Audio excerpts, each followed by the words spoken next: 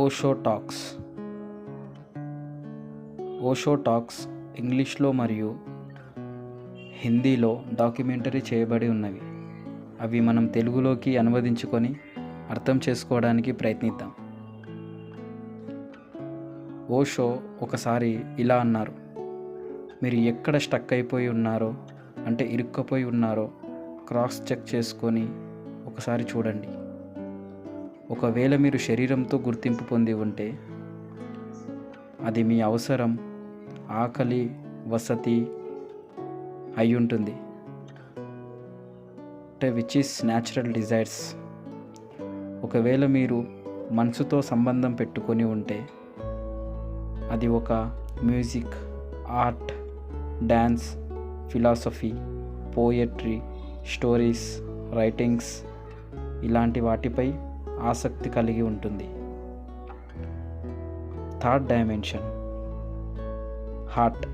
ఒకవేళ మనం హార్ట్తో గుర్తింపు పొంది ఉంటే అది చాలా సింపుల్గా, సెన్సిటివిటీగా, కైండ్లీ హార్టెడ్గా ఉంటుంది.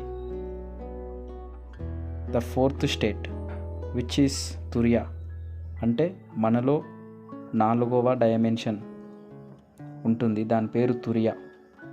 అది ఒక ట్రాన్సెండెంటల్ కండిషనింగ్, అంటే అది మనలో ఒక నథింగ్నెస్, అక్కడ ఏమీ ఉండదు, ఇంకా అడగడానికి ప్రశ్న ఉదయించదు, జవాబు కూడా పుట్టదు, ఏ గతము లేదు, ఏ భవిష్యత్తు లేదు, ఎప్పుడు వర్తమానంలో లయమై ఉంటుంది. అలాంటి స్థితి కూడా ఒకటి ఉంది. ఒకసారి క్రాస్ చెక్ చేసుకొని మనం ఎక్కడ స్టక్ అయి ఉన్నామో చూసుకోమని ఓషో చెప్పారు.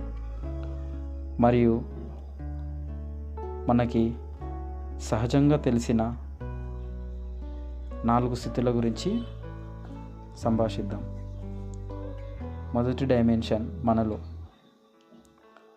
ఎరుక కలిగి ఉండడం, అంటే పగలంతా మనం ఎరుకలో పని చేసుకుంటూ తింటూ ఉంటాం కదా, అలా అన్నమాట.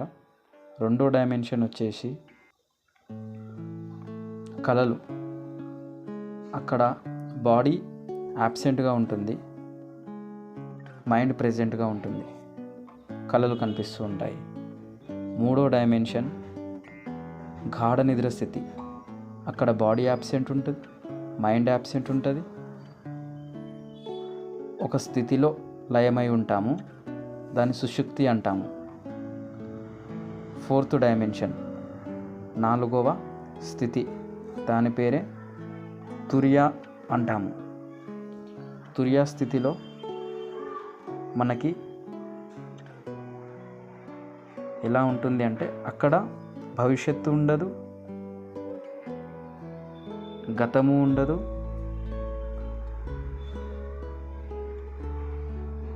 ఓన్లీ వర్తమానపు ఒక ఆలోచన తప్ప. జవాబు ఉదయించదు, ప్రశ్న ఉదయించదు. అలాంటి స్థితియే తురియా, which is nothing.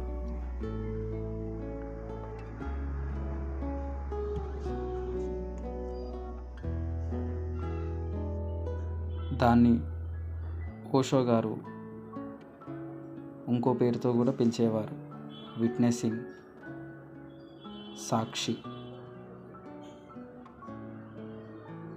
Which is nothing asked to be fulfilled.